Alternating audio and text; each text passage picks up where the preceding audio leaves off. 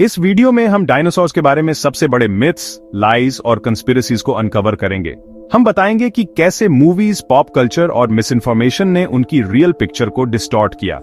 हम डिटेल में बताएंगे कि डायनासोर सच में कैसे थे, उनका साइज, बिहेवियर, इंटेलिजेंस और एक्सटिंक्शन का असली साइंटिफिक रीजन क्या था। साथ ही हम सभी कंस्पिरेसी थ्योरीज जैसे ह्यूमंस उनके साथ रहते थे, एलियंस ने उन्हें एक्सटिंक्ट किया या फॉसिल्स फेक हैं को साइंटिफिक तरीके से डिबंक करेंगे। यह वीडियो आपको एक नॉलेज पैक्ड जर्नी पर ले जाएगा, जहां केवल वेरीफाइड पैलियोंटोलॉजिकल और जियोलॉजिकल एविडेंस के बेसिस पर सब कुछ एक्सप्लेन किया जाएगा। वीडियो के एंड तक आप क्लियरली समझ जाएंगे कि डायनासोर्स के बारे में क्या सच है और क्या सिर्फ मिथ्स और एग्जैजरेशंस हैं।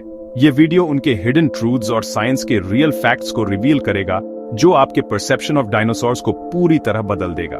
डायनासोर का संबंध रेप्टाइल्स के आर्कोसौर ग्रुप से है, जिसमें क्रोकोडाइल्स और बर्ड्स भी शामिल हैं। यह एवोल्यूशनरी लिनिएज उन्हें बाकी सरीसृपों से अलग बनाती है। क्लासिफिकेशन के हिसाब से डायनासोर्स को दो मेजर ऑर्डर्स में डिवाइड किया गया है, सॉरिशिया और ऑर्निथिशिया। सॉरिशिया में थेरोपॉड्स जैसे टिरानोसॉरस रेक्स और वेलोसिरैप्टर और सौरोपोडोमॉर्फ्स जैसे डिप्लोडोकस और ब्राकियोसॉरस आते हैं। ऑर्निथिशिया में ट्रिसेराटॉप्स, स्टेगोसॉरस और हैड्रोसॉरस जैसे हर्बिवरस डायनासोर्स शामिल हैं।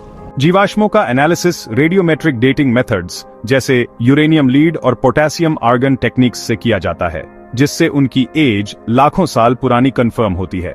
फॉसिल्स हर कॉन्टिनेंट पर मिले हैं, इंक्लूडिंग एंटार्क्टिका, जो यह साबित करता है कि डायनासोर्स एक ट्रूली ग्लोबल ग्रुप थे।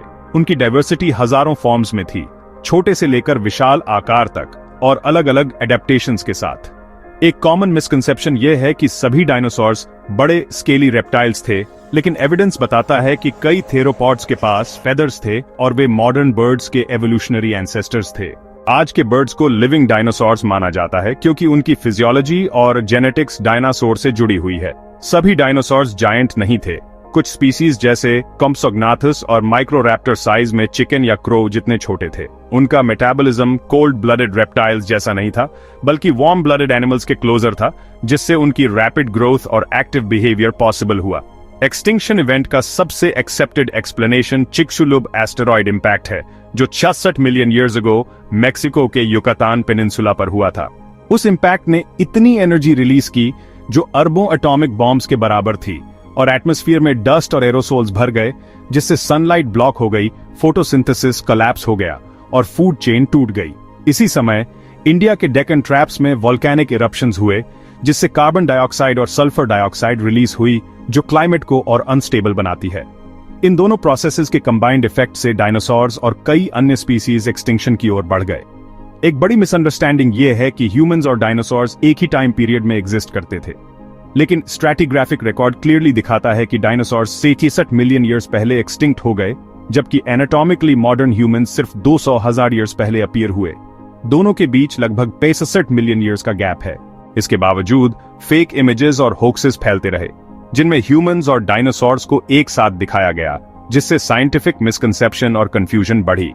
डायनासोर की इंटेलिजेंस को लेकर भी मिसअंडरस्टैंडिंग है। उन्हें अक्सर स्लो और अनइंटेलिजेंट दिखाया जाता है, लेकिन ट्रूडोंटिड्स और वेलोसिरैप्टर्स जैसे थेरोपॉड्स का ब्रेन टू बॉडी रेशियो काफी एडवांस्ड था। उनमें हंटिंग स्ट्रैटेजीज और सोशल बिहेवियर भी था। हेड्रोसॉर्स और सेराटॉप्शंस में कम्युनिकेशन और हर्ड स्ट्रक्चर के क्लियर एविडेंस मिले हैं। फुटप्रिंट्स और नेस्टिंग साइट्स उनके ग्रुप लाइफस्टाइल को शो करते हैं।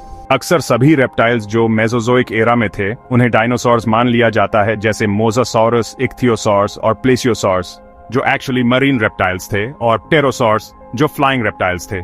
लेकिन scientifically dinosaurs strictly land dwelling थे। डायनासोर के साइज को लेकर एग्जैजरेशन आम है।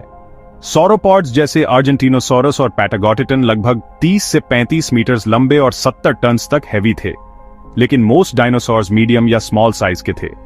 एडेप्टेशन और इकोलॉजिकल निश उनकी एवोल्यूशनरी सक्सेस का मेन फैक्टर था। हेड्रोसॉर्स जैसे हर्बिवरस डायनासोर्स के पास 1000 से ज्यादा टीथ थे, जो एक ग्राइंडिंग सिस्टम बनाते थे और उन्हें एफिशिएंट ग्रेजर बनाते थे। ट्राइसेराटॉप्स और स्टेगोसॉरस डिफेंसिव एडेप्टेशंस के लिए फेमस हैं, जैसे हॉर्न्स और प्लेट्स, जो उन्हें प्रेडेटर्स से प्रोटेक्ट करते थे। फॉसिल रिकंस्ट्रक्शन में भी एरर्स हुई हैं, जैसे इग्वानोडन के थंब स्पाइक को हॉर्न समझा गया और ब्रोंटोसॉरस को एपेटोसॉरस से अलग स्पीसीज माना गया। लेकिन ये मिस्टेक्स साइंटिफिक रिफाइनमेंट का हिस्सा है, न कि कोई कंस्पिरेसी। साइंस हमेशा सेल्फ करेक्टिंग है। नई डिस्कवरीज और रिसर्च के साथ हमारी अंडरस्टैंडिंग और एक्यूरेट होती जाती है, जिससे हमें रियल पिक्चर मिलती है। डायनासोर्स के एक्सटिंक्शन के बाद मैमल्स ने रैपिड डाइवर्सिफिकेशन दिखाया, जिससे प्राइमेट्स और इवेंचुअली ह्यूमंस का एवोल्यूशन हुआ। इसका मतलब है कि अगर डायनासोर्स एक्सटिंक्ट न होते तो ह्यूमन एवोल्यूशन शायद पॉसिबल नहीं होता। डायनासोर्स का स्टडी हमें अर्थ की क्लाइमेट, इकोलॉजी और एवोल्यूशन के बारे में डायरेक्ट इंसाइट्स देता है। फॉसिल्स के isotopic signatures, bone microstructure, footprints और नेस्टिंग साइट्स के एनालिसिस से हमें डाइट, मेटाबॉलिज्म, ग्रोथ रेट और सोशल बिहेवियर के बारे में प्रिसाइज डेटा मिलता है। इसलिए डायनासोर के बारे में जितने भी मिथ्स और कंस्पिरेसीज फैलाई जाती हैं, जैसे कि वे फेक थे, इंसानों के साथ एग्जिस्ट करते थे या एलियंस ने उन्हें एक्सटिंक्ट किया, इन सब का कोई साइंटिफिक एविडेंस नहीं है। रियलिटी यह है कि डायनासोर्स पृथ्वी के एवोल्यूशनरी हिस्ट्री का एक इंपॉर्टेंट चैप्टर है और उनके फॉसिल्स हमें प्लैनेट के पास्ट और फ्यूचर के बारे में इनवैल्यूएबल साइंटिफिक नॉलेज देते हैं।